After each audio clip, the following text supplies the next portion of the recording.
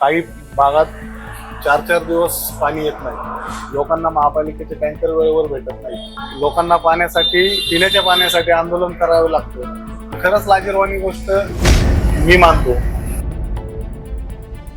प्रतिस्पर्धी उमेदवारांपेक्षा तुम्ही कसे वेगळे आहात आणि अधिक सक्षम कसे वाटता?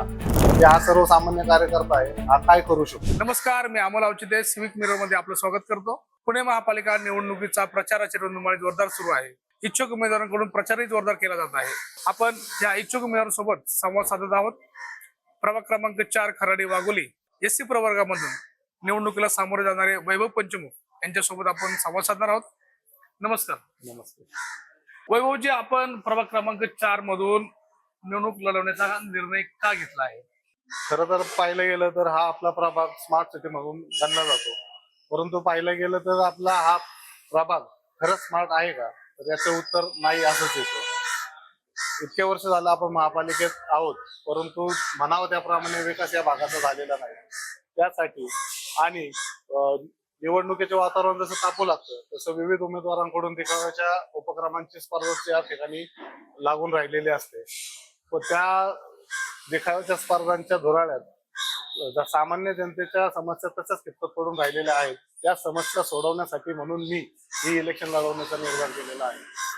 आपण गेल्या 2017 मध्ये अपक्ष म्हणून निवडणूक लढवली होती, तर त्यातून आपल्याला काय शिकायला मिळालं? या निवडणुकीच्या माध्यमातून मला लोकांपर्यंत जाता आलं. लोकांच्या समस्या काय आहेत त्या जाणून घेण्याचा प्रयत्न केला गेला. त्या समस्या सोडवण्यासाठी कशा पद्धतीने आपल्याला काम करावं लागेल, त्या समस्या कशा सोडवता येईल, ह्या गोष्टी मी त्या माध्यमातून शिकलो. आणि महत्वाचं ही गोष्ट शिकलो की निवडणूक कशी लढवावी, ही गोष्ट मी त्या माध्यमातून प्रामुख्याने शिकलो असेल असं मला वाटतं. आपण सांगितलं की गेल्या 17-18 वर्षापासून राजकारणामध्ये आहात. आपण केलेली कोणती महत्वाची कामं आपल्याला वाटतात? आणि त्याला जोडून असं म्हणता येईल की माझे आमदार सुनील टिंगरे यांच्या माध्यमातून आपण 7 ते 8 कोटी रुपयांची कामं केली असं तुम्ही दावा करताय. हो. तर नेमकं ते काय कामं केली, कोणत्या भागामध्ये कामं केली आपण? खरं तर आपण एक चांगला प्रश्न या माध्यमातून आम्हाला विचारला असं मला वाटतं. माझ्याकडे सत्तेचे कोणतेही पद नसताना राजकीय व सामाजिक पदांच्या माध्यमातून उपमुख्यमंत्री नामदार अजितदादा पवार यांच्या माध्यमातून असो, आमदार सुनील अण्णा टिंगरे यांच्या माध्यमातून असो, माऊली आबा कच्चे यांच्या माध्यमातून असो, मी विविध ठिकाणी प्रभागात रस्ते, ड्रेनेजची कामं, पावसाळी ड्रेनेजची कामं, MSCBच्या डीपीची कामं, भूमिगत विद्युत केबल असतील त्यांची कामं, फुटपाथचा विकास, सुशोभीकरण अशी कामं आणि इतरही अशा अनेक विकास कामांसाठी मी विशेष निधी प्राप्त करू शकलो. त्या माध्यमातून लोकांची कामे करू शकलो, याचा मला आनंद आहेच. तसेच लाडकी बहीण योजना, विविध सरकारी योजना, वैद्यकीय योजनेच्या माध्यमातून मी गोरगरीब जनतेला आर्थिक सहाय्य मिळवून देऊ शकलो, याचं भाग्य मी समजतो. सामाजिक उपक्रम, भव्य दहीहंडी उत्सव, गणेश उत्सव, विविध महापुरुषांच्या जयंतीबद्दल विविध कार्यक्रम, या अशा कार्यक्रमाच्या माध्यमातून मी सतत लोकसंपर्कात असतो. आपण म्हणता की बरेच समस्या याच्यामध्ये आहेत, मग याच्यावरती आपण कधी आवाज उठवला होता? हो, नक्कीच. विविध माध्यमातून मी आवाज उठवला आहे. विविध माध्यमातून आपण सुनील अण्णा टिंगरेंच्या विशेष योजनेअंतर्गत विशेष निधी आणून आपण ही कामेही पूर्ण केलेली आहेत.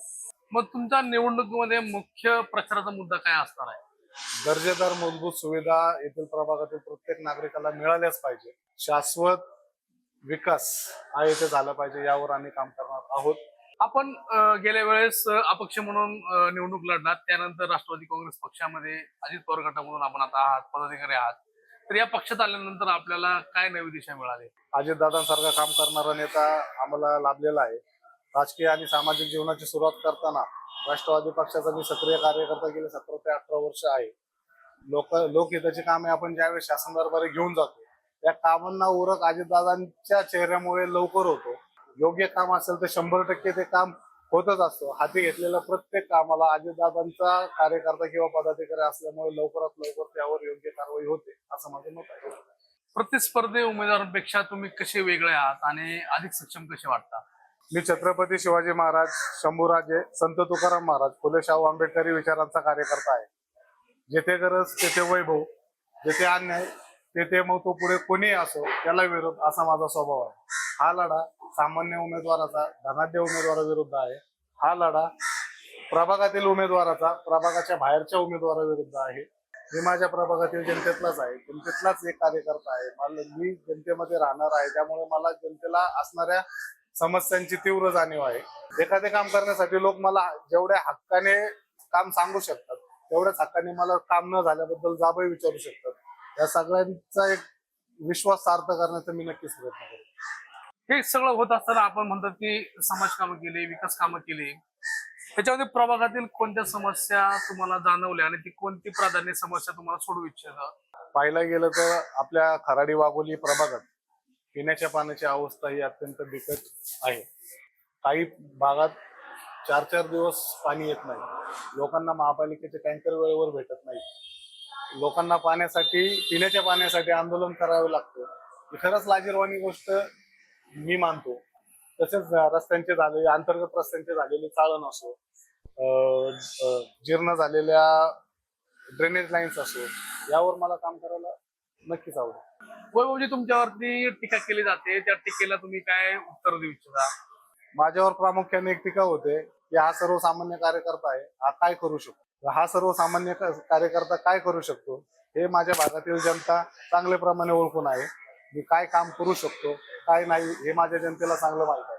येणाऱ्या निवडणुकीच्या काळात हा सर्वसामान्य कार्यकर्ता काय करू शकतो आणि सर्वसामान्य जनता काय करू शकते याचं उत्तर ही येणारी वेळच देईल. वैभवजी, तुमच्या माध्यमातून प्रभागामधील विकास कामांना वैभव प्राप्त होईल का? हो, नक्कीच होणार. कारण माझ्या नावातच वैभव आहे आणि विकासाचं वैभव मी प्रत्यक्षात उतरवल्याशिवाय स्वस्त बसणार नाही आणि त्या दृष्टीने मी माझे प्रयत्न करत आहे.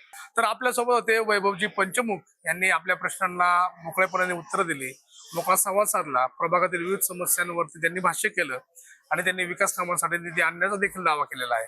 येणाऱ्या निवडणुकीच्या काळामध्ये आपण त्यांच्यासोबत सातत्याने संवाद साधणारच आहोत. त्यांना नगरसेवक पदासाठी शुभेच्छा देऊयात. धन्यवाद. धन्यवाद.